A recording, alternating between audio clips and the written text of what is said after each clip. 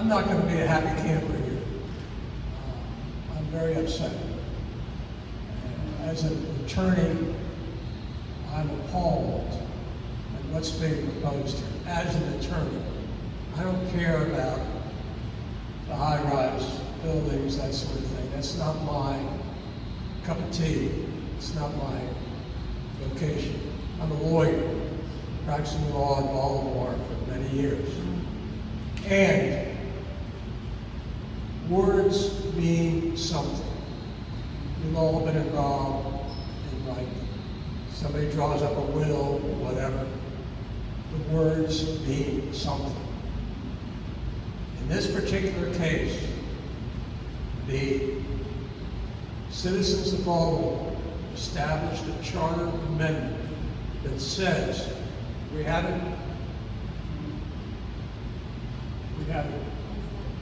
charter amendment.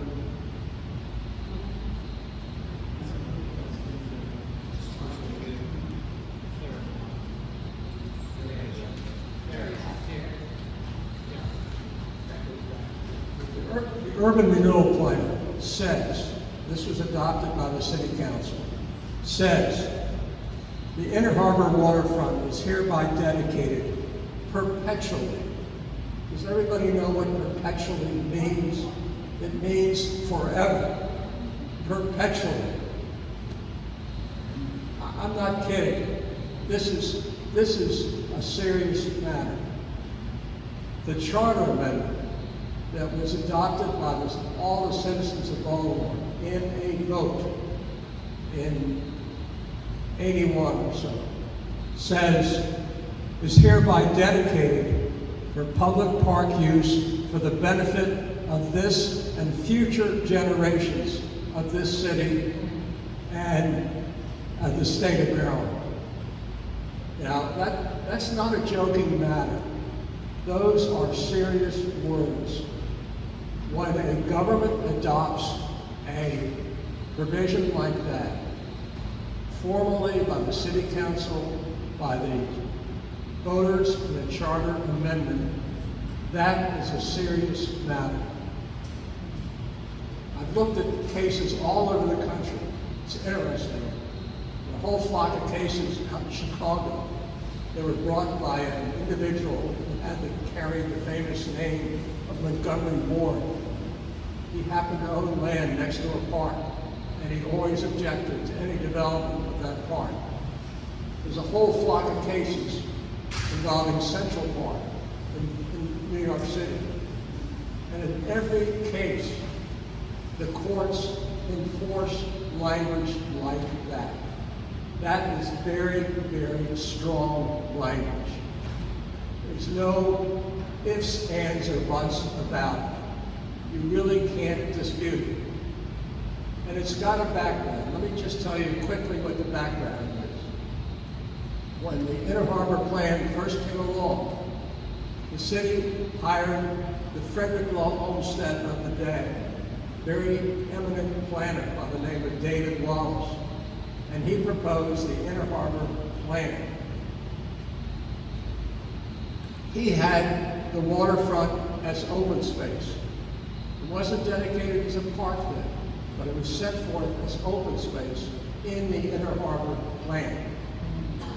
Then, after about 10 years, James Rouse came along and proposed the Harborplace pavilions as an amenity of the Inner Harbor. He said it was a way to attract tourists to the Inner Harbor. It turned out to be right.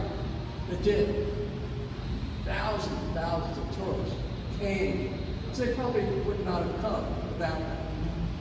Similar, for example, in New York City, there's a restaurant in Central Park called Tavern on the Green, where they made an exception to the rule that says people who use parks need a place to eat. And that was Rouse's pitch. And the city bought it, and it was successful. But there was a concern.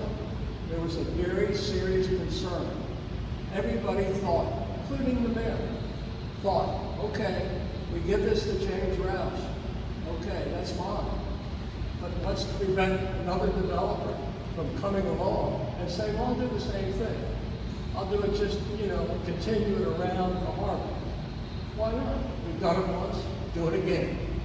And so Schaefer got the city council to adopt the law and went in the city charter, approved by the voters, that this was the end of it. This was the end. We're going to dedicate these 15 acres as a park, but that was the end. We're going to allow the